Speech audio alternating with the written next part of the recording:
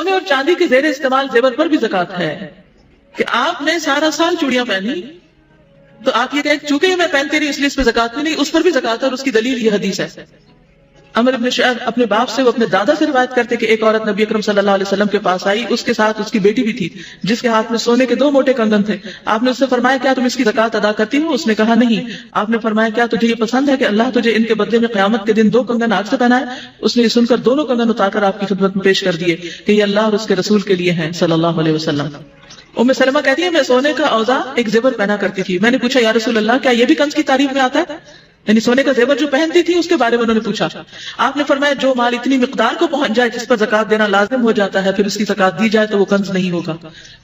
تو اس میں حضرت اسماء والی حدیث بھی رکھی ہے سامنے، اور حضرت ام سلمہ والی کہ پہنا ہوا زیور ہے اگر نصاب کی حد کو پہنچ گیا 7.5 تولے سونا یا 52.5 تولے چاندی تو زکات ہوگی، اگر اس سے کم ہے پہنے یا نہ پہنے تو پھر زکات نہیں ہے۔ زکات کے لیے ملکیت ہونا ضروری ہے، ٹھیک ہے، ملکیت ضروری ہے، اور ملکیت میں اگر وقتی طور پر آپ ڈس آن کر دیے جائیں تو آپ کی زکات بھی ختم ہو جائے گی، لیکن اگر آپ کو دوبارہ مالک بنا دیا جائے تو دوبارہ زکات شروع ہو جائے گی، اور اس دن سے ہوگی جس دن آپ کو دوبارہ مالک بنایا گیا، ٹھیک ہے۔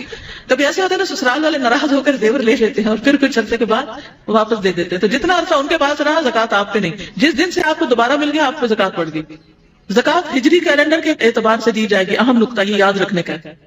مثلا آپ یکم رمضان کو زکات دیتے ہیں تو ہر سال یکم رمضان کے دن زیور کی قیمت معلوم کیجئے، یہ نہیں ایک ہفتے بعد دے رہے اور قیمت کم ہوگی، نہیں، آپ کو یکم رمضان ہی کی قیمت کے مطابق زکات دینی ہوگی، لیکن یہ نہیں کہ زکات کا مہینہ کوئی الگ مقرر ہے۔ جس دن سے آپ کسی مال کے مالک بنے ہیں وہ نصاب کی حد کو پہنچا ہوا ہے، 1 سال اس میں گزر گیا ہے تو اس تاریخ کو آپ کو زکات دینی ہوگی جب 1 سال پورا ہو جائے، خواہ یہ مال شادی کے لیے جمع کیا گیا ہو یا گھر کی تعمیر کے لیے رکھا گیا ہو یا کسی اور غرض سے۔ مثلا آپ پیسے جمع کر رہے ہیں بینک میں رکھے ہوئے کہ مثلا 1 کروڑ جمع ہو جائے تو پھر آپ مکان بنائیں گے تو ہر سال اس کروڑ پر زکات آئے گی جب تک آپ اس کا مکان بنا نہیں لیتے۔ زکات سونا یا سونے کی قیمت دونوں صورتوں میں ادا کرنا جائز ہے، چاہے گولڈ میں سے گولڈ نکال دیں یا اس کی قیمت دے دیں۔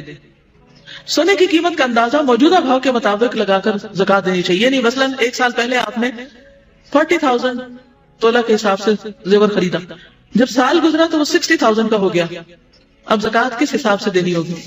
60,000 کے حساب سے۔ کاغذ کی کرنسی چونکہ ہر وقت سونے یا چاندی سے تبدیل کی جا سکتی ہے، لہذا رائج الوقت کرنسی کا نصاب 87 گرام سونا یا 612 گرام چاندی دونوں میں سے جس کی قیمت کم ہوگی اس کے برابر ہوگا، جس پر سال گزرنے کے بعد 2.5% کے حساب سے زکات ادا کرنی چاہیے۔ مثلا بینک میں آپ کے پیسے پڑے ہوئے ہیں جس کی ویلیو 7.5 تولے سونے یا 52.5 تولے چاندی کے برابر ہے، اب آپ اس کو کس کے اگینسٹ لیں گے؟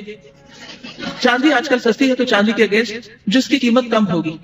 نصاب سے کم سونا، نصاب سے کم چاندی کو ملا کر زکات ادا کرنا، یعنی 2 چیزوں کو ملا کر زکات ادا کرنا سنت سے ثابت نہیں، یعنی مثلا آپ کے پاس 7.5 تولے کی بجائے صرف 7 تولے زیور ہے، کیا زکات ہے؟ نہیں۔ اچھا اب آدھا تولہ کم ہے زکات نہیں، لیکن آپ کے پاس کچھ چاندی کی انگوٹھیاں ہیں جن کی قیمت آدھے تولے کے برابر بنتی ہے، تو کیا آپ اس 7 کو 7.5 بنانے کے لیے چاندی ڈال کے زکات دیں گے؟ شاباش، صحیح سمجھا، نہیں، کیونکہ الگ الگ نصاب ہے ہر ایک کا۔ دیکھیے 3 سچویشنز ہیں، آپ کے پاس سونا ہے اور روپیہ ہے، چاندی کوئی نہیں، جو اکثر عام طور پہ نہیں ہوتی۔ آپ کے پاس سونا نہیں ہے، صرف چاندی ہے اور روپیہ پیسہ۔ آپ کے پاس سونا اور چاندی ہے، روپیہ پیسہ نہیں ہے، تو یہ ساری صورتیں مختلف ہو جائیں گی۔ اب مجھے یہ بتائیے کہ اگر آپ کے پاس سونا ہے اور وہ 7.5 تولے ہے تو اسٹریٹ فارورڈ حساب ہے، نصاب کے مطابق آپ زکات دے دیں گے۔ اگر آپ کے پاس سونا بھی ہے اور مزید پیسے بھی ہیں تو پھر کیا کریں گے؟